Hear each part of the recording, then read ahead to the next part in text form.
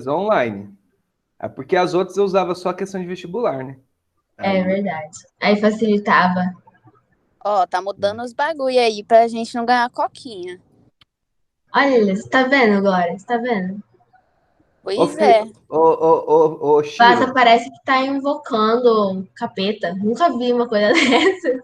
ô, Shiro, Depois reprova, não sabe por quê. você pesquisar durante a prova nem me incomoda, sabia? Não me incomoda, não. Desde que você Nossa, que pesquise. bonzinho. O que me. Tipo Aí, assim, a gente pode pegar do livro, mas não pode pegar na internet? Isso? não, não, Basicamente. vocês podem pesquisar, isso não me incomoda. Agora vocês têm que criar a resposta de vocês. É, isso aí que eu tava tentando ver. Você Ah, entendeu? é tipo prova com consulta, sim? Isso. Melhor Aí, tipo de prova não tem. tipo assim, vocês podem. Vai. Eu sei que vocês nunca vão conversar durante a prova online, vocês não fazem isso.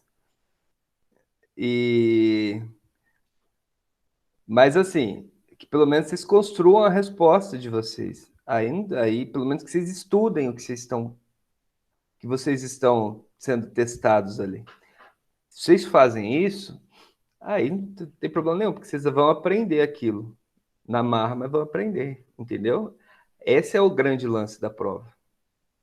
Agora, quando eu pego lá, igual aconteceu na prova passada, tinha 17, 20 e poucas respostas exatamente iguais, copiadas do mesmo site, aí fica um pouco puxado, sabe? Fica bem puxado. Olha, esse é um pouquinho É. de. Hã?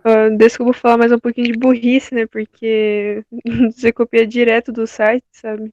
Tinha gente que De pegava povo da idiota que não mesma sabe mudar fonte as coisas. Muda as palavras, gente. e alterava toda a estrutura da frase, assim, beleza. Ó, isso aí pelo menos teve o trabalho de construir a resposta, né?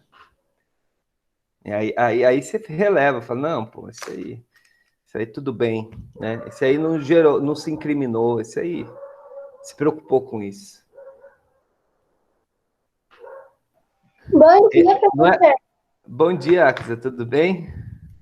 Tudo e com você? Tudo Axis, onde ótimo. você tá hoje? Isso que eu ia falar, que Eu não paisagem Na é essa aí? Grécia. faço ideia. Eu só Isso que achei eu ia falar, bonito. isso aqui, eu vou falar onde você está. Você não sabe onde você está? Isso aqui é o mar Não. Mediterrâneo, minha querida. Sério? Isso Minha aqui querida, é. você que ilude os Caraca, o Passa é bebês. tão bom que ele só viu o bagulho e já sabe onde que é. Ah, professor de Né? geografia, né? Né? Então, aqui, ou você está na Grécia, como alguém falou, quem que falou Grécia aí? Isadora. Eu. Isadora. Ou você está na Lampedusa, você pode estar na Lampedusa, na Itália, você pode estar na. Onde é Lampedusa, gente? Eu nem sei Na se é Itália, Lampedusa, amiga. velho. Eu nem No sabia que Medi- existia. aí, agora que é para você pesquisar, você não pesquisa, né? Ó, gente, Ah, É mas porque passa. tem você e o seu cérebro, né? Aí essas, enfim, tá com cara de Mediterrâneo. mas Né? é muito bonito, gente. Sim, sim. Concordo, Axa. Sabe o jeito mais barato para você ir para a Europa? A passagem mais barata para você ir para a Europa? Como? Navio. Você compra esses cruzeiros que fazem o Mediterrâneo, sabe? Já viu o cruzeiro que sai do Brasil para o Mediterrâneo e tal? Muito chique, por sinal. Não. Então, esses cruzeiros, você tem vários tipos de pacote que você compra. Você tem o pacote que você vai no cruzeiro para ficar very crazy, né? A galera. Já viu o cruzeiro de juventude, da gente jovial e da mocidade descolada? Enfim. Nossa, Passa, Esse cru- mocidade foi triste. Ô, Plaça, Isso prova que o Plácio é um dinossauro. Ninguém Não, muda a ideia. Exato. aquele Plaça, a cruzeiro gente lá que vai achava um que monte... você tinha idade de Zakimi até agora, mano. Nossa, muito. Exato! Gente, vocês não conversam com o Zakimi? O Zakimi fala assim também? Não Ih, fala, O não. não. Zakimi é o Só com Zakimi, é o você. Zakimi. Esses cruzeiros assim, que vai só gente nova aí, que você imagina o que acontece nesse cruzeiro, né? Enfim. Bom, vocês imaginam bem que vocês fazem essas sociais aí, vocês já sabem mais ou menos. Nada a ver isso. Ninguém vai nas sociais, não. Então, Só o aí Felipe esses Barbosa. cruzeiros. Não me julgue assim, Plaça. Eu fico no meu quarto o dia inteiro desde quando eu nasci. Aí tem os planos que Só você. trocou da barriga da mãe pro quarto. Você pode comprar umas passagens, tipo assim, para você desembarcar na Europa, aí isso é bem mais barato, só que a viagem demora 3 semanas, 2 semanas e meia. Mais barato que avião. Galera, vamos lá aí. Professor, a gente tem que te contar um negócio. A gente viu uma foto sua, você sem pelo, Plaza. Eu achei que isso não era possível. Foto minha, sem barba. Verdade. Tem pelos em Ah, geral, você tem pelo Plaza. Você era no novinho. braço, essas coisas.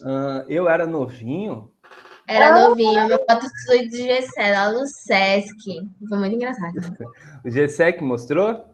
Foi, Aham. ele Foi. procurando foto de velório, daí ele achou a sua e falou, vamos mostrar essa aqui mesmo. Meu Deus do céu, o que a gente estava fazendo nessa festa? Nessa... Não sei, Olha, o Plaza. Felipe Leva tá muito like no Sesc. preocupado. O Felipe me conheceu nessa época, né, Felipe?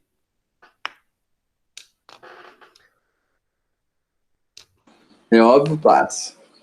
É óbvio, né? Felipe era o capeta. Não é nem novidade. Era o Satanás. Sempre foi, né? Não, mas aí ele tá. Hoje ele é um garoto tranquilo, né, Felipe? Putz, Felipe era pior. Sim. O Felipe, ixi, a turma dele era uma turma bem tranquila, né, Felipe? Lembra? Sim, era tudo de boa. Era o... Quem que era Menos da o minha Felipe. turma Todo agora? mundo de boa, menos o Felipe. Oi, eu tinha um problema sério com aquela Ashley. A guria não me deixava em paz, Plácio. Ela me batia na sala de aula, ninguém fazia nada. No fundamental a gente faz Bullying vista é grossa foda. para esse tipo de violência. Principalmente quando é produzido por mulheres. É tipo assim, uma correção histórica, entendeu? Res. Aí, a gente deixa. Mentira. Não pode. Galera, ó, seguinte, deixa eu explicar para vocês. Vocês já estão sabendo, né, que semana que vem vai ter uma revisão ali de uma avaliação diagnóstica e tal. Já explicaram para vocês isso aí, né? Yeah. Então, o que Infelizmente, sim. acontece? Então, eu, pelo nosso calendário, pela nossa programação, teria que começar Oriente Médio semana que vem. Então, a gente não vai fazer isso, mas é um assunto importante. Bastante importante, na verdade. Então, Oriente Médio vai ser depois da semana que vem. Aí, hoje, tá? Teria toda a parte de conflitos da África e tudo mais. São vários conflitos e tal, que tem nos slides que eu já deixei para vocês. Vocês lembram, segunda-feira? Aham. Então, aí eu vou fazer um resumidão do que é mais essencial, porque tem alguma coisa ali que vocês estudam história também, né? O apartheid, vocês já estudaram história? Ainda não. Não, né? Olha, assim, eu acho, não lembro, mas que a gente estudou ano passado, mas eu não lembro. Não pode, você estudou isso no 9º ano. No nono. Foi isso aí, Plácio. Foi até com você, lembrei agora. É por isso que você acha que foi ano passado. Porque você estudou A isso última coisa que a comigo. gente viu de história geral foi conflitos árabes-israelenses. Ótimo. Esse aí é bom ter visto. Então, basicamente, eu fiz um resumidão bom ali no caramba, nos No slides. slide. Isso, obrigado. Para pegar o que é essencial, mesmo porque ano que vem, no 3º ano, vocês vão rever a base que gerou esses conflitos, e no 2º ano, esse assunto África não é tão importante para vocês, porque se vocês forem pensar em prova, enfim, em passe ou coisa do tipo, esse assunto cai pouco. Agora, se pensar em vestibular final ou passe 3º ano, isso cai bastante, né? Então, por isso que eu resolvi dar uma sintetizada para dar tempo da gente entrar no conflito árabe-israelense depois da revisão da semana que vem. Beleza? Beleza. Então, vamos lá. Isso aqui, gente. Segunda-feira eu falei para vocês sobre a estruturação econômica, né? É importante lembrar, petróleo é o principal produto econômico de boa parte dos países no continente africano. Destaque Nigéria, destaque Líbia, que tem a 9ª reserva do mundo, o Egito, Marrocos, o norte da África, né? E a gente viu também a estruturação de plantation. O que é plantation mesmo? Latifundiário, monocultura. Tinha mais alguma coisa. Ah, exportação. Isso. Faltou um ponto aí, que é a exploração da mão de obra, tá? Exploração da mão de obra.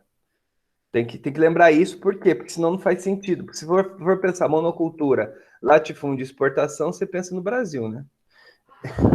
E o Brasil a gente não chama de plantation, mas em alguns casos deveria, mas isso é outra história, porque a agricultura, quando é dessa estrutura, porém moderna, a gente não costuma usar o termo plantation, a gente chama de agricultura moderna, ou de agronegócio, né? Enfim, então, para ficar mais fácil, você tem que lembrar que tem que haver algum tipo de exploração de mão de obra, né? Alguma utilização de mão de obra abundante em condições ruins, né? Tá? Que é o que acontece bastante ainda no continente africano. Aí, destaque na África subsaariana. Vamos lembrar, por que é subsaariana? Porque é embaixo do deserto lá? Isso, do deserto para baixo, para sul, né? Lembrando que a África subsaariana usava-se o termo África Negra e tal, em alusão à concentração maior de população preta ou de etnias que ali fundamentaram a escravidão no mundo, né? E a África do Norte era chamada de África Branca em alusão à população árabe que predominava lá. O termo África Islâmica não é muito legal de você usar hoje, porque não faz muito sentido, porque, na verdade, o islamismo ele cresceu muito na parte subsaariana também, né? Então, se você falar África Islâmica, você pode falar que a Somália é parte da África Islâmica, né? E a Somália está na África subsaariana, não na África do Norte. Entende? Então, o termo África Islâmica não é legal. Usa o termo África Árabe. Cuidado, não confunda árabe com islâmico. O que é o árabe? O árabe é o povo. O islamismo é a religião. Tá bom? Lá, depois a gente vê. Só não confundam isso por enquanto. Quando eu falo povo árabe, eu estou me referindo ao povo. Aí você pode ter árabe judeu, árabe cristão, árabe islâmico, árabe ateu, graças a Deus. Você pode ter várias definições religiosas do árabe. O árabe islâmico é o que predomina, tá? Obviamente, porém, mas não é sinônimo. Bom, dali a gente chega nos conflitos da Ásia. Lembra que eu falei para vocês da Primavera Árabe? Qual foi o país que começou a Primavera Árabe?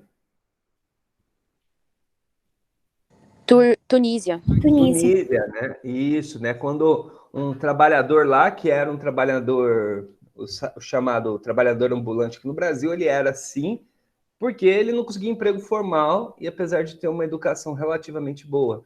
Então, o que acontece? O cara, ele ateou fogo no próprio corpo em protesto contra a repressão policial, porque ele estava vendendo coisas para sobreviver, né? Isso foi o estopim, a coisa desandou e a Tunísia conseguiu derrubar, né? O ditador Ben Ali, né? Bom, esse processo na Tunísia foi chamado de Revolução de Jasmim. O conceito geral foi Primavera Árabe, tá? Nasce ali e se espalha pela África, pelo norte da África e pelo Oriente Médio, né? Lembrando que o uso de redes sociais foi muito importante nesse cenário. Só que naquele tempo ainda não tinha a estruturação 4G que tem hoje. Isso, Isabela, perfeito, exatamente. Só que aí as pessoas acham, professor, por que não fizeram igual hoje? Como não transmitir os vídeos ao vivo? Não, gente. Você só consegue ter o que a gente tem hoje de transmissão de vídeo, né? De postagem de vídeo, porque tem 4G, tá? O 4G, tá? O 4G permitiu isso. Em 2010, você acha que tinha 4G para tudo quanto é lugar? Não, né? Não tinha ainda. Então, o 3G, por isso que o Twitter, ele era limitado a 140 caracteres. Vocês sabiam? O Twitter só podia usar 140 caracteres, tá? E não podia postar imagem nem foto. Ou seja, se ele me limitava a postar texto, aí não ia demandar muita banda de internet. Logo, com uma internet 3G eu consigo. Entenderam a lógica? Depois que o 4G popularizou, o que aconteceu com o Twitter? Você não posta vídeo, você não posta imagem, um monte de caractere?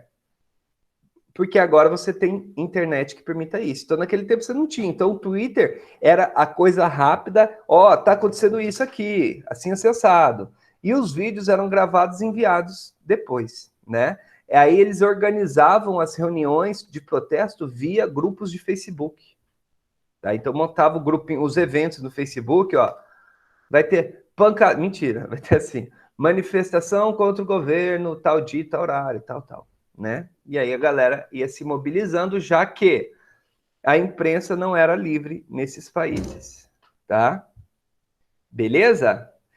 Bom, é aqui o mapinha, né, da Primavera Árabe, tá? Lembrando que a Síria tá com guerra até hoje, o Iêmen tá em guerra civil também, tá? Enfim, o Egito voltou a outra ditadura. Vamos falar agora de alguns países, eu vou falar rapidão, tá? A Líbia, esse cara aqui, simpático e super gente boa, é o Muammar Gaddafi, o ditador líbio, tá? Esse cara aqui, ele era tão gente boa que ele fazia plásticas com frequência para não descobrirem, para dificultar reconhecerem, porque ele era jurado de morte por um monte de gente, né? E quem fazia as plásticas nesse cara aqui, no Muammar Gaddafi? Um brasileiro, sabiam? O Ivo Pitangui. Loucura mesmo. O Ivo Pitangui, o brasileiro, famoso Ivo Pitangui. Fala, Danilo. Ah, não, dedo gordo mesmo. Ah, é dedo gordo, tá. O Ivo Pitangui, que fazia as plásticas no Gaddafi. É loucura isso, né? Muita loucura. O cara vinha buscar, mandava buscar o Ivo Pitangui aqui no Brasil. Tinha um hospital montado só para isso, lá no subsolo do palácio do Gaddafi. Enfim, o Gaddafi foi morto, tá? O Gaddafi, ele era protegido pelos Estados Unidos. Isso é importante de lembrar, tá, gente? A Líbia tinha a nona maior reserva. Ele era louco, mas não era burro. É importante separar essas duas coisas, tá? Tem governantes que são loucos e burros, né? Mas, enfim. Esse aqui era só louco mesmo. E ele sabia que ele não poderia se indispor com os Estados Unidos em determinados aspectos, né? Exato, Isabela. Esse é o objetivo dele. Ganhou muito dinheiro. O Gaddafi, ele dava uma de louco ali no movimento pan-africanista, enfim, né? Ele saía discursando nos países, dizendo que ele poderia ser, tinha que ter um líder no continente, e obviamente seria ele, né?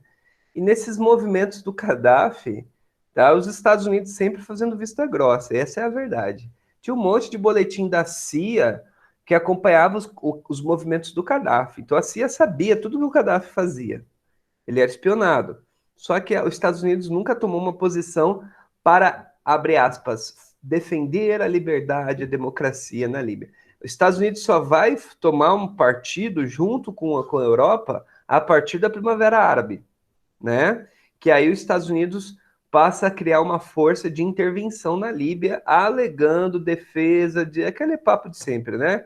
Vamos ajudá-los a manter os direitos humanos, liberdade, blá, blá, blá, né? Então, aí os Estados Unidos intervêm com a OTAN na Líbia. E aí fala, que bom, a Líbia foi ajudada. Não, foi um caos essa intervenção. E a Líbia está um caos ainda hoje. Se embrenhou numa guerra civil. Teve alguns eventos bastante emblemáticos, quando o embaixador americano foi capturado e morto na Líbia. Um esquadrão de elite das forças, os SEALs, né, foram encurralados na Líbia, tá? Vários foram mortos nesse evento aí do embaixador. Se eu não me engano, tem um filme que trata disso. Enfim, no Netflix. Alguém viu? Não? Caramba, como que é o nome do filme? Ah, enfim, se eu lembrar, eu falo. Mas isso é para vocês entenderem o seguinte, né? Primavera Árabe, ela foi importante porque, de certa forma, empoderou o povo em lugares onde a repressão era grande, mas no final das contas, tá? Isso não conseguiu garantir uma liberdade desses povos para decidir seu próprio destino, né? Isso é muito complicado, tá? Bom, o Egito também, né? O Egito é um país aí um pouco mais complexo, como todo mundo sabe. O Egito é a capital do turismo ali no norte da África, né? Você tem as pirâmides do Egito, você tem aqui, olha que massa, esse aqui é o Canal de Suez, né? Onde você interliga o Mar Mediterrâneo ao Mar Negro, perdão, o Mar Negro, o Mar Mediterrâneo ao Mar Vermelho, tá? Olha aqui o Canal de Suez para cá, e aqui, nessa região, para o comércio global é fundamental, né? Então, o Egito é um país gigante, tem um PIB bem significativo para o continente, né? São quase 100 milhões de habitantes, tá? O Egito também, ele é um país que está ali no entroncamento do Oriente Médio, da África e da Europa, ele está bem na esquina, né? Uma parte do Egito está no Oriente Médio. Eu vou lembrar e eu passo, Isabela. Quer dizer, vou lembrar significa eu vou pesquisar, porque eu não lembro. Aí o Egito está numa posição muito estratégica, né? Então, historicamente, o Egito sempre teve relação mais estreita com a França, com a Inglaterra, depois fez acordo com a União Soviética, fez vários acordos, fez acordo com Israel. Por quê? Porque ele é um país estratégico e países estratégicos, né, fazem acordos, né, com potências. Bom, resumindo, a Primavera Árabe no Egito derrubou o ditador Hosni Mubarak, que recentemente foi solto, né, mas no lugar entrou outra ditadura, uma ditadura militar. E desde então o Egito passa por uma forte repressão de direito à liberdade de expressão e o país continuou complexo e sem democracia, né? Uma coisa que eu gosto sempre de destacar, isso aqui é bastante importante de vocês entenderem, tá? Para as pessoas comuns, isso vale não só para o Egito, não só para a Europa, vai em qualquer lugar do mundo. Para as pessoas comuns em um país, a maioria das pessoas não estão preocupadas se o governo é de esquerda, se o governo é de direita, se o governo é uma ditadura ou uma democracia. A maioria das pessoas fazem a seguinte análise: a qualidade de vida que eu tenho está melhor ou está pior? É satisfatória ou não é? Você entende?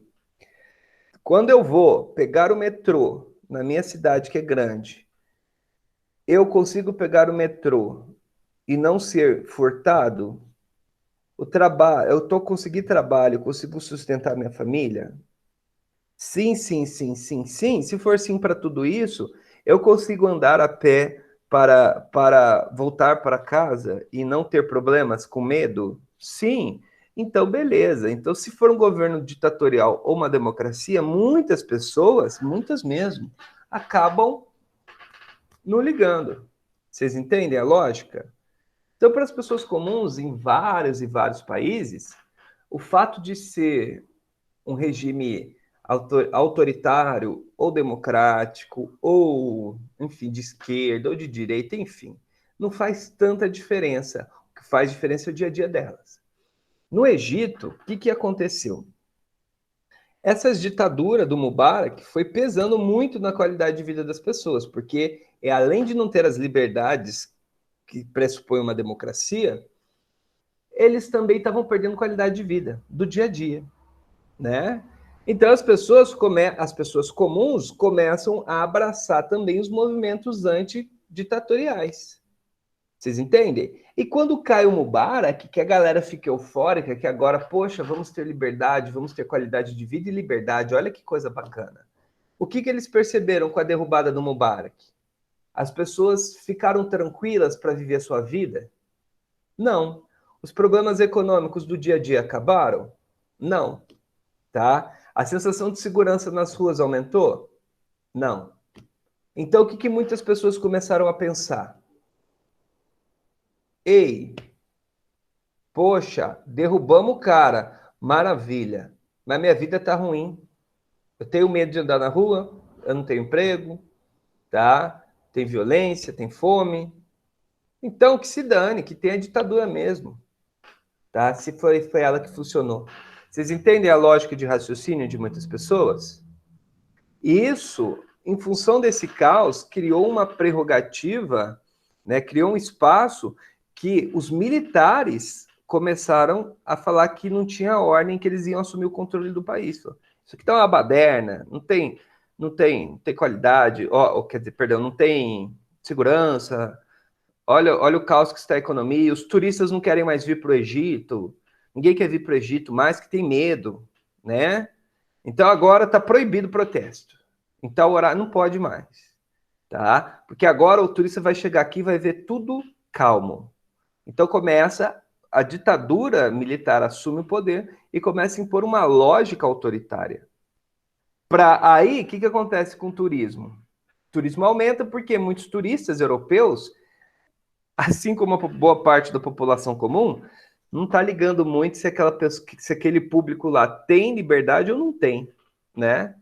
Quando um turista vai para o Egito ou vai para outro lugar que seja, o turista ele está preocupado com as condições sociais da população local, ou ele está preocupado se ele vai ter uma boa experiência? Fala para mim, né? Você acha que um monte de gringo indo conhecer as pirâmides do Egito? Você acha que boa parte ali tá? Eles querem a experiência deles, né? Então, se eu tenho uma ditadura que bota todo mundo em ordem, né? Que os turistas podem fazer os passeios lá com relativa tranquilidade, isso vai causar uma boa impressão no turista que vai levar essa imagem para fora, né? Conversar com a Cleópatra. É bem isso. Então, na verdade, esse tipo de raciocínio, né, começa a tomar conta no Egito, tá? E com a implementação da ditadura militar, cria-se uma falsa perspectiva de tranquilidade no país. É falsa, porque não tem tranquilidade. Mas o que você tem é repressão, né? Então, isso acaba sendo o que vai assumir o governo do Egito. Ou seja, a Primavera Árabe, no final das contas, não serviu para nada. Quer dizer, não serviu para nada é muito forte, né? Não produziu as transformações que eles tinham como objetivo. Não garantiu democracia, não garantiu um regime não autoritário. Entendem?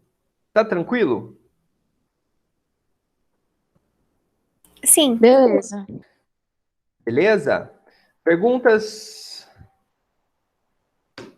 Até agora não. Então, beleza. Galera, agora vamos dar um pulinho do norte da África e vamos ver alguns casos importantes na África subsaariana, tá?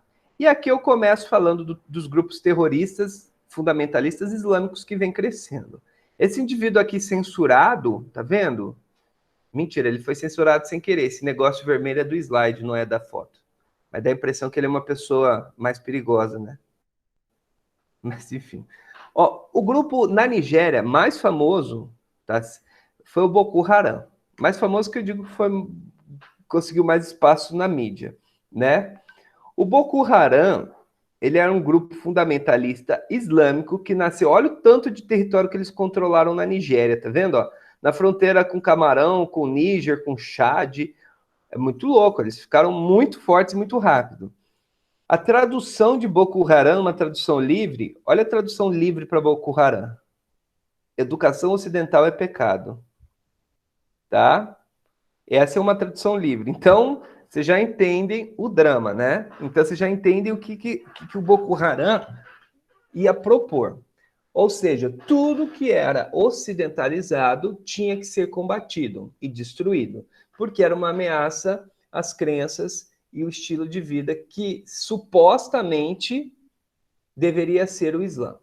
Quer dizer, o Islã que eles pensam que é o Islã, né? Não o Islã de verdade. Porque o Islã não prega isso. E aí eles tinham como proposta combater e atacar pessoas que pensassem diferente, ou inclusive próprios islâmicos que não aceitavam o que eles diziam. E eles atacavam, inclusive, populações islâmicas que não aceitavam o que eles diziam. Por quê? Porque eles entendiam que essas pessoas estavam vivendo em pecado. Bom, e aí o que ficou emblemático, o sequestro de mulheres, né? Anos atrás, eles sequestraram mais de 200 garotas, principalmente novas, venderam como escravas sexuais, como escravas mesmo, trabalhadoras escravas, pediram resgate, entre outras atrocidades, né? Exatamente, Isadora, tudo na base do diálogo, né? E isso, quando eles fizeram isso, isso chamou a atenção do mundo. À época, isso foi no governo Obama, e eu gosto de fazer um parêntese importante, né? Ainda mais agora em época de eleição nos Estados Unidos.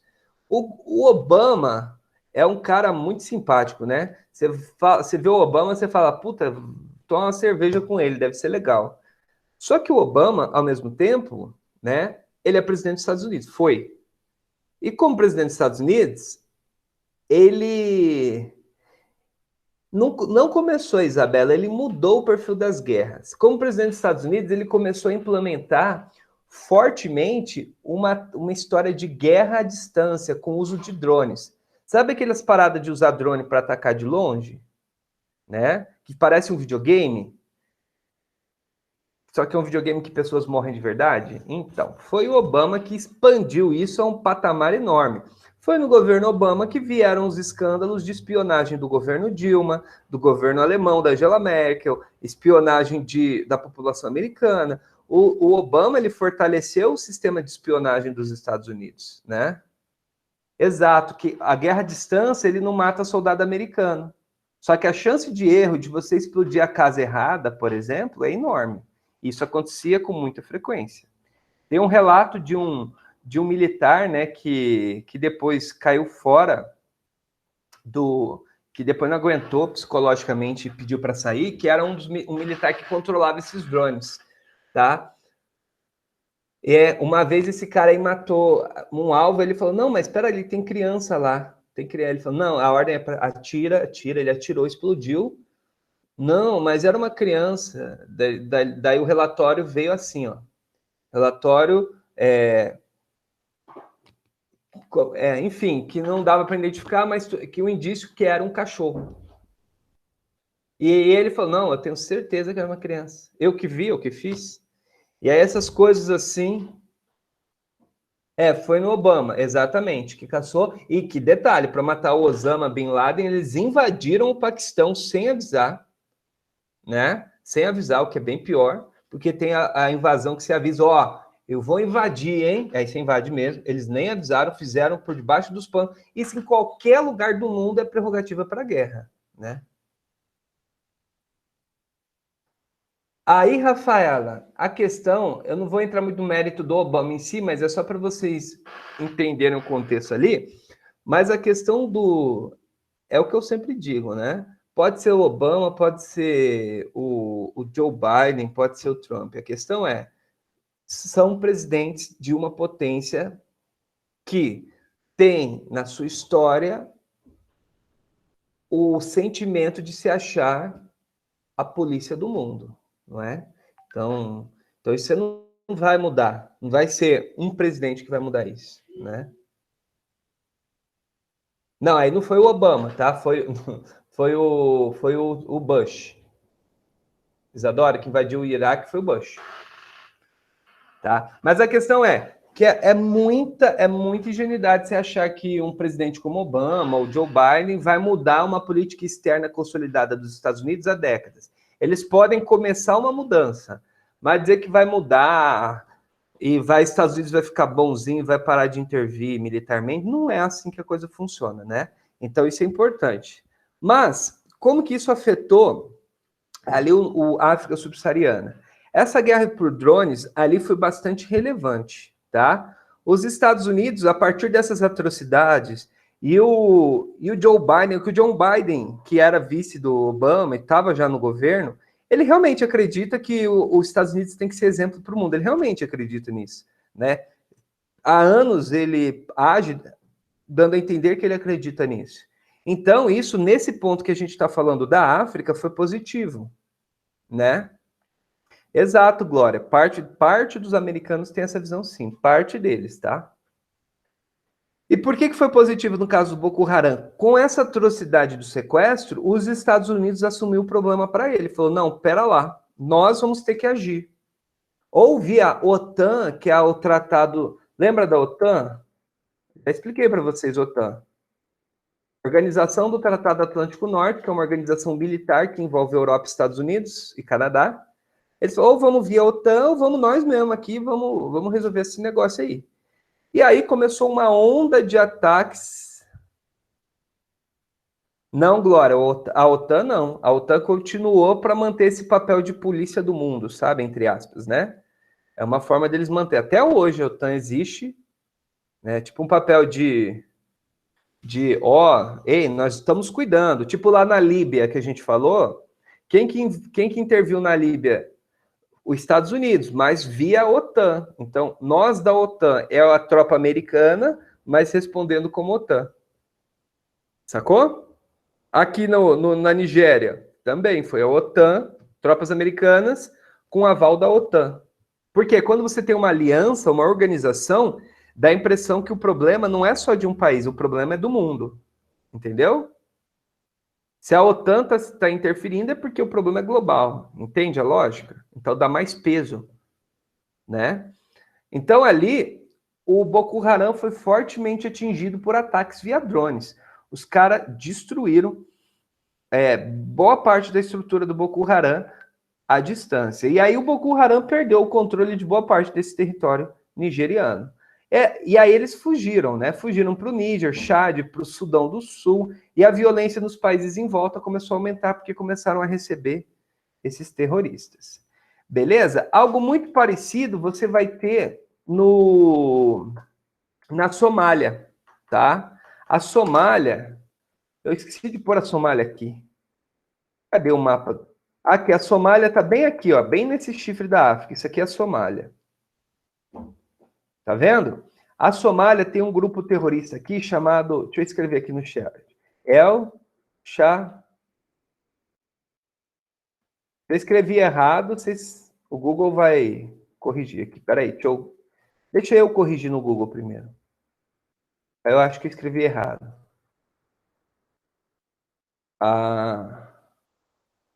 É engraçado, você joga no Google, tem 4 escritas diferentes aqui. Mentira. Tá.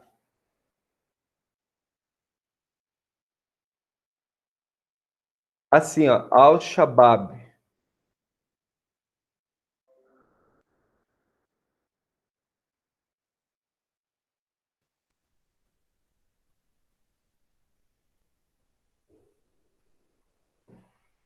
Acho que eu troquei. Os dois A são, enfim. O Al-Shabaab é um grupo fundamentalista islâmico, também tipo Boko Haram, que atua na Somália. O Al-Shabaab produziu um dos piores ataques terroristas no continente africano e ajudou a produzir o caos na Somália. Então você observa, para a gente finalizar a aula, que no continente africano, na África subsaariana, há uma expansão fundamentalista islâmica, tá?